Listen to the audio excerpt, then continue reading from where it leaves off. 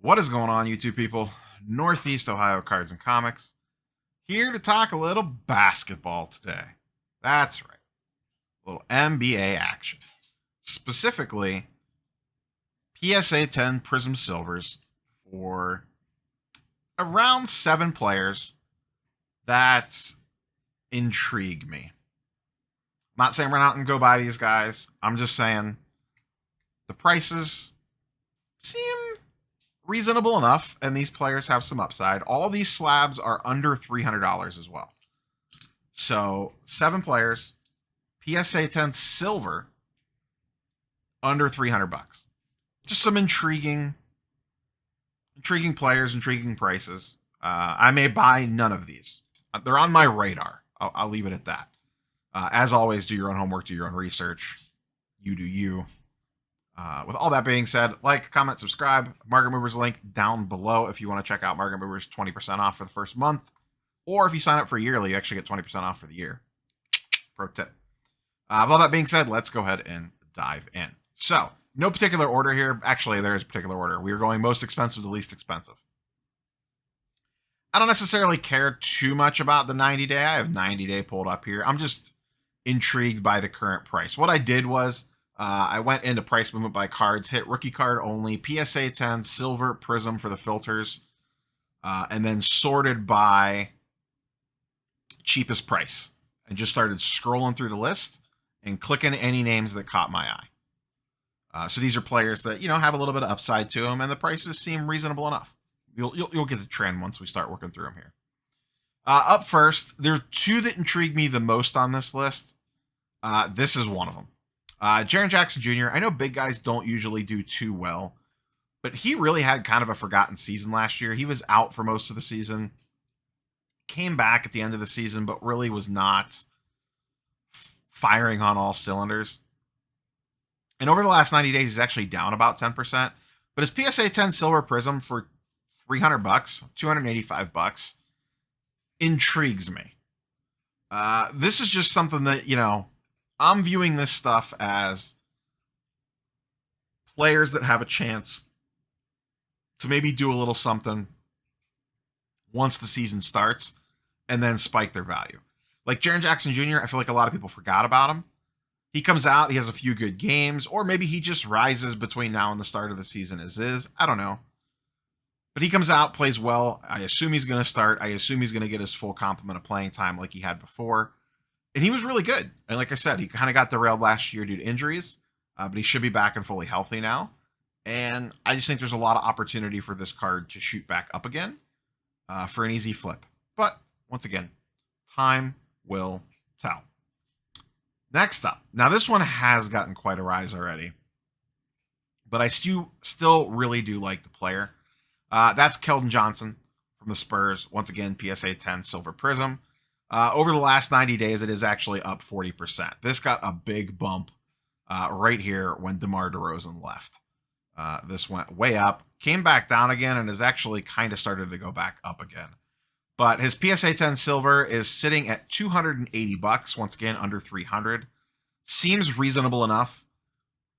He has a little bit of hobby buzz to him. He's one of those guys. I don't think he's quite on like Kevin Porter Jr.'s level or Bull with, if they do anything at all, people freak out and their card prices really go up. For whatever reason, he has a little cult following. I'm not like a card carrying member, but I'm intrigued. He should have a ton of playing time, has a ton of upside. DeRozan's gone. They're going to hand the team to the kids and see what they can do. So at $280 for an entry point for a silver, once again, this is a silver that we're talking about on these guys, seems reasonable enough. I forget what this card was back during its peak. I hate to kind of look at peak prices because I don't, do January and February prices really matter anymore? This was almost $1,000 card, $700 card in February, and even in March, it was a $500 card. Then everything went down. The Spurs were forgotten about. This got all the way down to 200. It sat at 200 forever. Probably should have bought it then. It's up to around 280 now. But even prior to last season, this was a $500 card. And that was before all the craziness of the run-ups and price spikes and stuff. So I think it's reasonable that if he comes out and plays well, that this could go back to around $500. Does it get back up to 1,000? I don't think so. Let's not talk crazy here. But could it go back up to 500? I feel like that's at least reasonable for his Silver PSA 10 Prizm. But we'll see. Once again, should have a ton of playing time. Should be the main guy on that team, really. We're actually going to talk about another Spur here in a minute. Next up, the Lands, Darius Garland. Sexton is over $300. Otherwise, I would have at least been intrigued by him if he was sub 300. Over 300, not as much. Now, Garland is actually up quite a bit. Going back 90 days, he's up almost 40% from a little under 200 up to 265. So his PSA 10 Silver is sitting right around 265.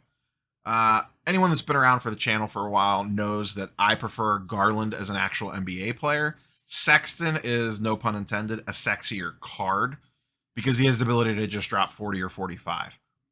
In regards to playing winning basketball, I actually like Garland better. Garland's a true point guard.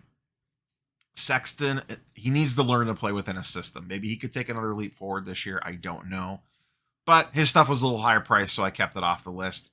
He's a name that kind of intrigues me. I think he's a little expensive. But I could be wrong. But Garland's sitting at around 275. I like the player. I worry about him getting enough buzz to see a big price increase. We'll see. I just think for the price and for the pedigree of the player, and he really did play really good last year, and that team has a lot of work to do, but they should at least be fun this year. With Jared Allen there the whole time, Evan Mobley coming in. I'm not real big on the Marketing pickup, but they have Marketing, Sexton, Garland, Okoro's still there from last year. So they should at least be entertaining to watch. And I could see him getting a little trendy. For the price point, I would definitely rather have Keldon Johnson than Garland for a little bit more. But I do find Garland stuff intriguing for sub $300. Next on the list. This is one that I said there was two guys that I really liked. There's actually three. DeAndre Hunter, PSA 10 Silver Prizm, sub $200, 175 right now to right around 200. You can find it anywhere from 175 to 200. Over the last 90, it's down a few percentage points, but it's basically been relatively flat. I come all the way around on Hunter last year. I was very anti-Hunter and Reddish at the start of the season. I proved to be right on Reddish, at least for 99% of the season. He had that one moment in the playoffs. I still don't really believe in Reddish. But Hunter really changed my perception of him throughout the NBA season. So I got that one completely wrong. And I am intrigued by him coming into this season. He did not play in the playoffs, so I feel like he's really slipping through the cracks. And I firmly believe he could be the Hawks' second best player. He really, really intrigues me. And for the price point at sub 200 on that Hawks team, that really interests me. He is one that is actually on my radar. When I go to, I'm not like running out on eBay to buy up his stuff, but if I run into anything of his at a show or whatever, I'm immediately asking about it. So sub $200 for a PSA 10 Silver Prizm on Hunter seems very reasonable. I actually like that better than Keldon Johnson at 280 for price comparison. I think I like Jaren Jackson a little better. Actually, I think I might like Hunter for the price. I think I actually like Hunter the best out of everyone we've talked about so far. Definitely better than Garland for sure. Next up, Lonnie Walker. Not a huge Lonnie Walker fan, but for the same reasons as Keldon Johnson, I could see him getting some run and maybe breaking out a little bit. And what really intrigued me about him is the price point. $120 for a PSA 10 Silver on Walker seems extremely reasonable. I just don't think it, like if he has a good week, it's going to be like a $250 card, a $200 card. I think it's an easy double up if you believe in the player. I don't super believe in Lonnie Walker, but I could see it, you know, just apply the same argument that we had for Keldon Johnson to Lonnie Walker. And you could easily write the path. You could see the path that gets to this card, even just going to 225. And if you're into it for 120, I could easily see this card going up $100 if he just plays reasonably well and gets a little buzz. And the Spurs guys always get buzz. People love the Spurs guys. So this was less about the individual player and more about the price point and the situation. Next up, I don't know what this guy's going to do. We're getting a little wild card here. This one's way more high risk than anyone else on the list. Darius Bailey. I really liked Darius Bailey last year. He showed some flashes, and then the Thunder kind of started shutting stuff down. I just don't know what his role is going to be on this team, with Poku kind of asserting himself. I don't know what sort of playing time he's going to get, but I've just always really been intrigued by Darius Bailey, especially on a team like that where they could just be like, yeah, sure, go do whatever you want, and he scores and puts up a bunch of points. Bailey intrigues me, and this is another price point and opportunity play. This is probably one of the riskiest on the list. $120, Silver PSA 10 Prizm. Like the opportunity, like the price point, like the player, but this one could easily be a $50 card. A month into the season, this could be a $50 card. Like, I wouldn't be surprised about that at all. But it could also be a $200 to $300 card, I feel like. So Bailey, intriguing name, definitely the riskiest on the list. The third one that intrigues me the most, so I'd have Hunter first on the list if I was ordering these and guys that pique my interest. Probably Jaren Jackson Jr. second, and this guy third. Actually, this guy might be second because of the price point. We're going cheaper as we move. Cam Johnson, PSA 10 Prizm, sitting at $100 right now, down 20% over the last 90. Not super concerned about that. I just really like Cam Johnson. Every time he gets on the court, I like what he does. I like the way that he plays with Phoenix. Now, he's not going to get a ton of shots. He's not going to get a ton of playing time. He's kind of a rotation guy right now. This is much more of a project play. But sub $100 for a PSA 10 silver on anyone that has a pulse, to me, is intriguing. And if something happens to any of those guys on that team and he can expand his role a little bit, I like that a lot. And the Suns are going to be a little bit more buzzy this year. They're getting way more national TV games. He's a role player right now. So he's like a sixth man. He may start. He may come off the bench. It's a bit nebulous with how that's all going to shake out this year. I'm just intrigued by the player, and I'm intrigued by the price. Maybe this is a little bit more of a longer term play because you have to wait for him to do something.